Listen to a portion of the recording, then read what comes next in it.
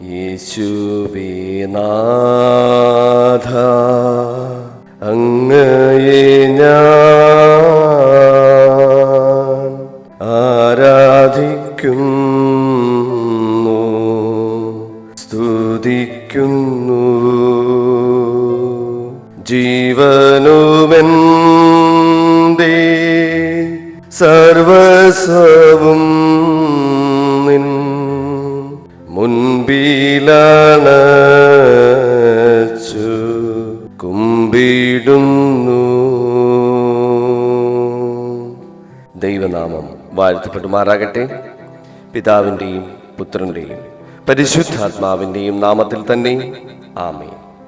പ്രിയപ്പെട്ട സഹോദരങ്ങളെ, സഹോദരിമാരെ, നമ്മുടെ ജീവിതത്തിലേക്ക് മറ്റൊരനുഗ്രഹീതമായ പ്രഭാതം സമ്മാനിച്ച സർവശക്തനായ ദൈവത്തിന് നമുക്ക് നന്ദി പറയാം.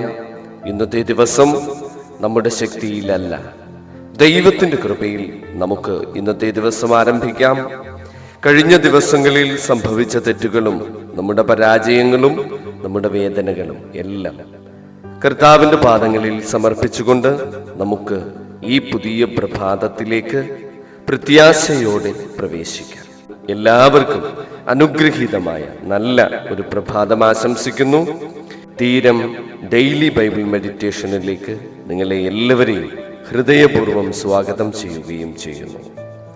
ഇന്ന് നാം ധ്യാനിക്കുന്നത് ലേവ്യ പുസ്തകം 4-ാം അധ്യായം 22 മുതൽ 26 വരെയുള്ള തിരുവചന വാക്യങ്ങളാണ്. ഒരു നേതാവോ അധികാരമുള്ള ഒരു വ്യക്തിയോ അറിയാതെ പാപം ചെയ്താൽ എന്തു ചെയ്യണം എന്നതിനെക്കുറിച്ച് വളരെ വ്യക്തമായി ഈ തിരുവചന ഭാഗം നമ്മോട് സംസാരിക്കുന്നു. ഇവിടെ നമ്മെ സ്പർശിക്കുന്ന ഒരു പ്രധാന സത്യമുണ്ട്. സ്ഥാനമോ അധികാരമോ എന്തുതന്നെയായാലും ദൈവത്തിന്റെ മുൻപിൽ എല്ലാവരും ഉത്തരവാദികളാണ് എന്ന ആ വലിയ സത്യം. തെറ്റു തിരിച്ചറിഞ്ഞാൽ അത് സമ്മതിക്കുകയും ദൈവത്തിന്റെ മുൻപിൽ പശ്ചാത്തപിക്കുകയും വേണം. നമുക്ക് പ്രാർത്ഥിക്കാം. കരുണാമയനായ സ്വർഗസ്ഥ പിതാവാം ദൈവമേ, ഈ പ്രഭാതത്തിൽ ഞങ്ങൾ അങ്ങയുടെ സന്നിധിയിലേക്ക് കടന്നു വരുന്നു. ഞങ്ങളുടെ ഹൃദയങ്ങളെ അങ്ങയുടെ വെളിച്ചത്തിൽ പരിശോധിക്കണമേ. അറിയാതെയും അറിഞ്ഞും ഞങ്ങൾ ചെയ്തു പോയ തെറ്റുകൾ അത് തിരിച്ചറിയുവാനുള്ളൊരു കൃപ ഞങ്ങൾക്ക് നൽകണമേ. ഞങ്ങളുടെ തെറ്റുകൾ സമ്മതിക്കുവാനുള്ള വിനയം നൽകണമേ. അങ്ങയുടെ വഴികളിൽ വീണ്ടും നടക്കുവാനുള്ള ശക്തി നൽകണമേ. ഇന്ന് ഞങ്ങൾ ധ്യാനിക്കുന്ന തിരുവചനം ഞങ്ങളുടെ ഹൃദയങ്ങളിൽ ആഴത്തിൽ പതിയട്ടെ. യേശുവിൻ്റെ നാമത്തിൽ അപേക്ഷിക്കുന്നു, ആമേൻ. ഇന്നത്തെ നമ്മുടെ അനുദിന പ്രഭാത തിരുവചന വായനാ ധ്യാനം ലേവ്യ പുസ്തകം 4-ാം അധ്യായം 22 മുതൽ 26 വരെയുള്ള തിരുവചന ഭാഗമാണ്. ഇപ്പോൾ ഈ തിരുവചന ഭാഗം നമുക്ക് ശ്രദ്ധയോടെ ഒന്ന് വായിക്കാം. ഒരു പ്രമാണി പാപം ചെയ്യുകയും ചെയ്യരുതെന്ന് തന്റെ ദൈവമായ യഹോവ കൽപ്പിച്ചിട്ടുള്ള വല്ല കാര്യത്തിലും അബദ്ധവശാൽ പിഴച്ചു കുറ്റക്കാരനായി തീരുകയും ചെയ്താൽ, അവൻ ചെയ്ത പാപം അവന് ബോധ്യമായി എങ്കിൽ അവൻ ഊനമില്ലാത്ത ഒരു ആൺ കോലാടിനെ വഴിപാടായി കൊണ്ടുവരണം. അവൻ ആടിന്റെ തലയിൽ കൈവച്ച് യഹോവയുടെ സന്നിധിയിൽ ഹോമയാഗമൃഗത്തെ അറുക്കുന്ന സ്ഥലത്ത് വെച്ച് അതിനെ അറുക്കണം. അതൊരു പാപയാഗം. പിന്നെ പുരോഹിതൻ പാപയാഗത്തിന്റെ രക്തം വിരൽ കൊണ്ട് കുറെ എടുത്ത് ഹോമയാഗപീഠത്തിന്റെ കൊമ്പുകളിൽ പുരട്ടിയ ശേഷം രക്തം ഹോമയാഗപീഠത്തിന്റെ ചുവട്ടിൽ ഒഴിച്ചു കളയണം. അതിന്റെ മേധസ്സൊക്കെയും അവൻ സമാധാന യാഗത്തിന്റെ മേധസ്സു പോലെ യാഗപീഠത്തിന്മേൽ ദഹിപ്പിക്കണം. ഇങ്ങനെ പുരോഹിതൻ അവന്റെ പാപം നിമിത്തം അവനു വേണ്ടി പ്രായശ്ചിത്തം കഴിക്കണം. എന്നാൽ അത് അവനോട് ക്ഷമിക്കും. ആമേൻ.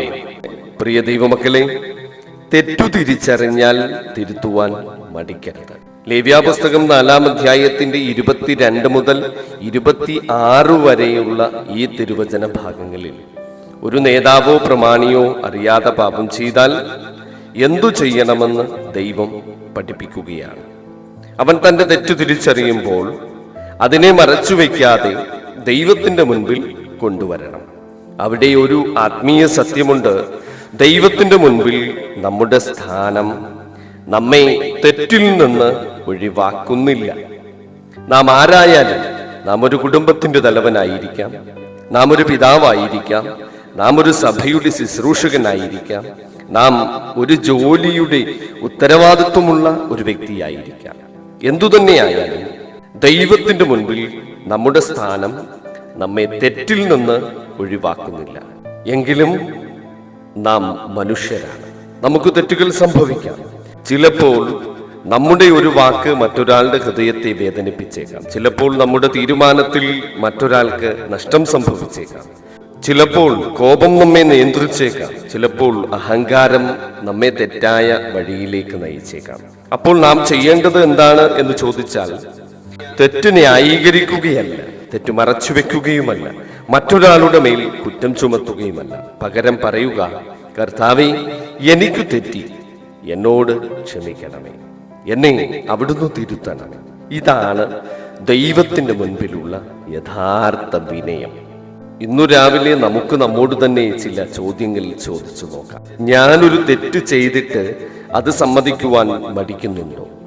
എൻ്റെ അധികാരമോ പ്രായമോ സ്ഥാനമോ കാരണം ഞാൻ തെറ്റുകളെ ന്യായീകരിക്കുന്നുണ്ടോ? എൻ്റെ കുടുംബത്തിൽ ഞാൻ ക്ഷമ ചോദിക്കേണ്ട ഒരാളുണ്ടോ? ഞാൻ പറഞ്ഞ ഒരു വാക്ക് ആരുടെയെങ്കിലും ഹൃദയത്തെ മുറിപ്പെടുത്തിയിട്ടുണ്ടോ? പ്രിയമുള്ളവരെ, ചിലപ്പോൾ നാം മറ്റുള്ളവരുടെ തെറ്റുകൾ വളരെ എളുപ്പത്തിൽ കാണും. പക്ഷേ നമ്മുടെ സ്വന്തം തെറ്റുകൾ നമുക്ക് കാണുവാൻ ബുദ്ധിമുട്ടാണ്.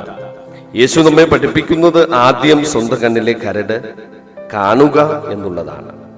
അതുകൊണ്ട് ഇന്ന് മറ്റുള്ളവരെ വിധിക്കുന്നതിന് മുൻപ് നമ്മുടെ ഹൃദയത്തിലേക്ക് നാം ഒന്ന് തിരിഞ്ഞു നോക്കണം. ഈ തിരുവചന ഭാഗം നമ്മുടെ ഇന്നത്തെ ജീവിതത്തിലേക്കും.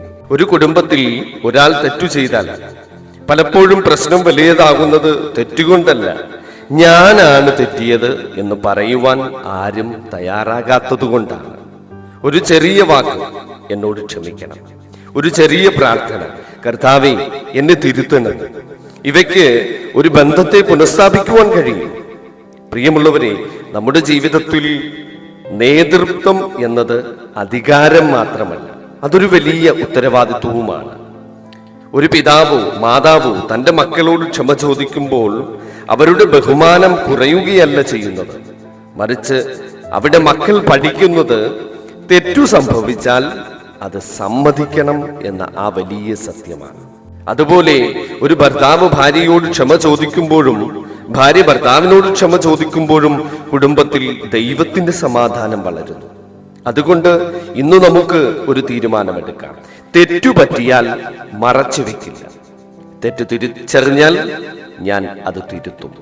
ആരെയെങ്കിലും വേദനിപ്പിച്ചാൽ ഞാൻ അവരോട് ക്ഷമ ചോദിക്കും. ഇന്നത്തെ ഒരു ആത്മീയ തീരുമാനം, എന്റെ തെറ്റിനേക്കാൾ വലുതാക്കുന്നത് എന്റെ അഹങ്കാരം ആയിരിക്കില്ല. ദൈവത്തിന്റെ മുൻപിൽ ഞാൻ വിനയത്തോടെ നടക്കും. ഇന്ന് ഒരു തെറ്റ് ഓർമ്മ വന്നാൽ അത് ന്യായീകരിക്കാതെ ദൈവത്തിന്റെ മുൻപിൽ കൊണ്ടുവരും. ആവശ്യമായിടത്ത് മനുഷ്യരോടും ഞാൻ ക്ഷമ ചോദിക്കും. അങ്ങനെ നമ്മുടെ ഹൃദയത്തിൽ ദൈവത്തിന്റെ സമാധാനം നിറയട്ടെ.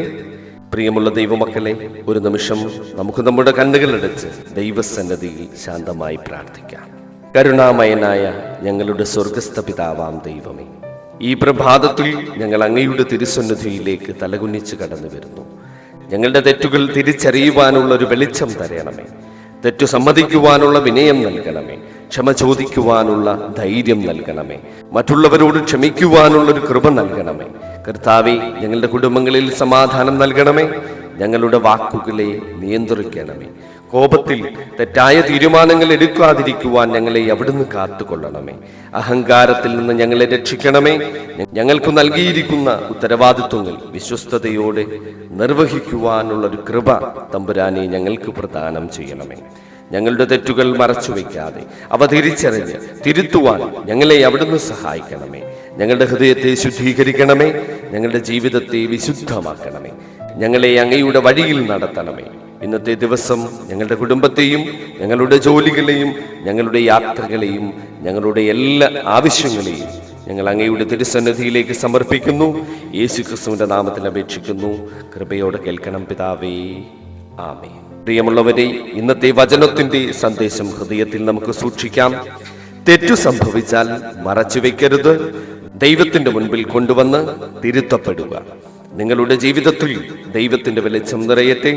തെറ്റുകൾ തിരിച്ചറിയുവാനുള്ള ജ്ഞാനവും അവ തിരിച്ചറിയുവാനുള്ള ധൈര്യവും ദൈവം തമ്പുരാൻ നിങ്ങൾക്ക് നൽകട്ടെ. നിങ്ങളുടെ കുടുംബങ്ങളിൽ സ്നേഹവും ഐക്യവും സമാധാനവും നിറയട്ടെ. നിങ്ങൾ ഏറ്റെടുത്തിരിക്കുന്ന എല്ലാ ഉത്തരവാദിത്വങ്ങളിലും ദൈവത്തിന്റെ കൃപ നിങ്ങളോട് കൂടെ ഉണ്ടായിരിക്കട്ടെ. കർത്താവിന്റെ കൃപയും സമാധാനവും സംരക്ഷണവും ഇന്നും എന്നും നിങ്ങളോട് കൂടെ ഉണ്ടായിരിക്കുമാറാകട്ടെ. ദൈവം നിങ്ങളെയും നിങ്ങളുടെ കുടുംബത്തെയും സമൃദ്ധമായി വാഴ്ത്തി അനുഗ്രഹിക്കുമാറാകട്ടെ. ആമേൻ. സ്തോത്രം. ഹല്ലേലൂയ.